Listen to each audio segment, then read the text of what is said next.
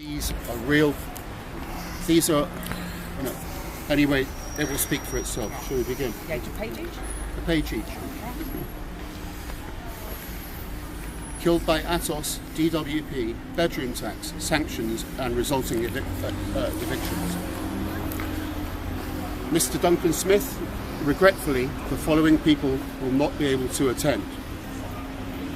We shall remember them forever.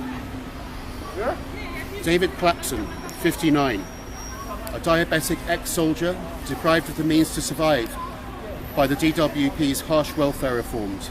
David died penniless, starving and alone after his electricity ran out and thawed his fridge where his much-needed insulin was kept.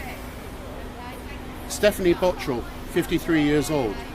After paying £20 per week for bedroom tax, grandmother Stephanie could not afford heating in the winter and lived on tin custard. In desperation, she walked right in front of a lorry after leaving suicide notes for her loved ones, in which she directly blames the government.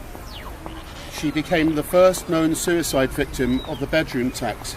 I might just add, in Stephanie's case, that it was later discovered that because her benefits went back before a certain period, she would have been exempt. But the DWP negligently didn't tell people that. Julian Little, 47, wheelchair-bound and suffering from kidney failure. Julian faced the harsh restrictions of the bedroom tax and the loss of his essential dialysis room. He died shortly after being ordered to downgrade. Terry McGarvey, 48, dangerously ill from polycythemia. Terry asked for an ambulance to be called to his DWP Atos work capability assessment. He knew that he wasn't well enough to attend his assessment, but feared that his benefits would be stopped if he did not. He died the following day. Elaine Lowe, 53, suffering from chronic obstructive pulmonary disease, COPD, and fearful of losing her benefits. In desperation, Elaine committed suicide. Mark Wood, 44 years old, found fit for work by Atos against his doctor's advice and assertions that he had complex mental health problems. Starved to death after his benefits stopped in Oxford, weighing only 5 stone 8 pounds when he died. Paul Reiki, after whom the Black Triangle campaign was started. The Leith, Edinburgh-based poet and author, suffered from severe depression. He committed suicide after the DWP stopped his benefits due to an Atos fit for work decision. That was in June 2010, under a system that was introduced by New Labour. And it must be said that the Labour Party still to this day disgracefully refuses. Leanne Chambers, 30, suffered depression for many years, which took a turn for the worse when she was called in for a WCA. Leanne committed suicide soon after. Karen Sherlock, 44, multiple health issues, found fit for work by Atos and denied benefits. Fought a long battle to get placed into the support group of Employment Support Allowance. Karen died the following month of a heart attack. Carl Payne, 42 years.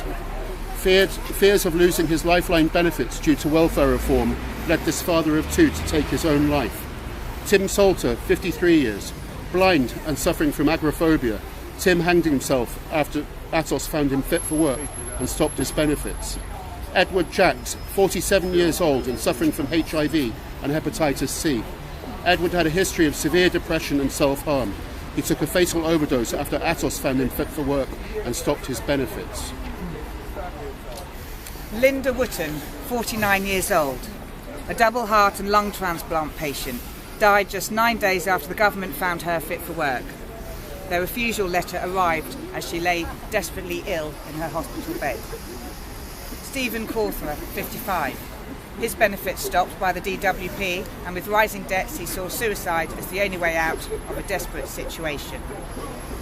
Eleanor Tatton, 39 years old, died just weeks after the government found her fit for work. John Walker, 57, saddled with debt because of the bedroom tax.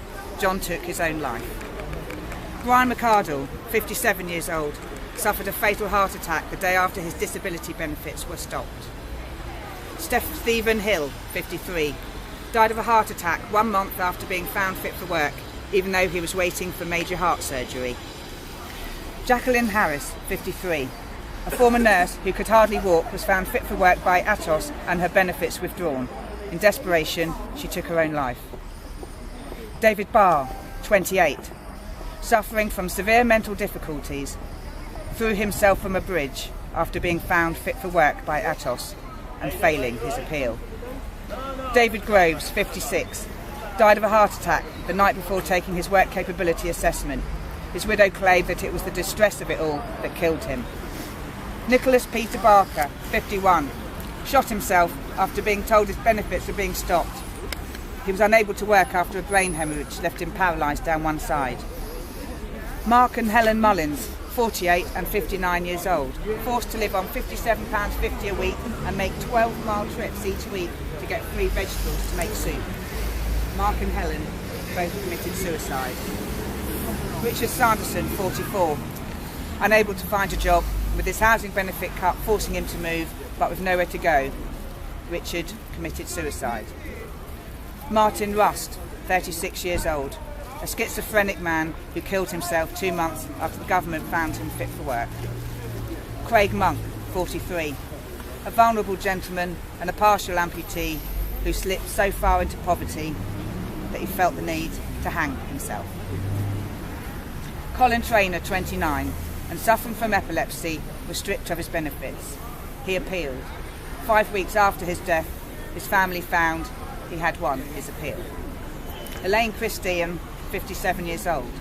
Worried about her work capability assessment, she was subsequently found at Holderness Drain, drowned, and with 10 self-inflicted wrist wounds. Christelle and Kadra Pardo, 32 years old and 5 months old. Pregnant, her benefits stopped. Christelle, clutching her baby son, jumped from a third-floor balcony.